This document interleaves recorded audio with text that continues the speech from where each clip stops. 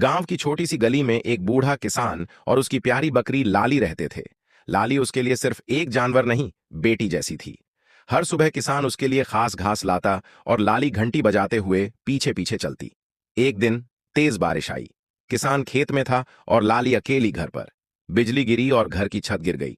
जब किसान लौटा तो लाली मलबे के नीचे मिली, लेकिन उसकी घंटी अब भी बज रही थी।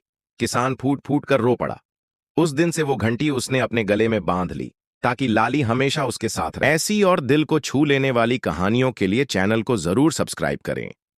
वीडियो को लाइक करें, शेयर करें और कमेंट में बताएं, क्या आपके साथ भी कभी ऐसा कुछ हुआ है।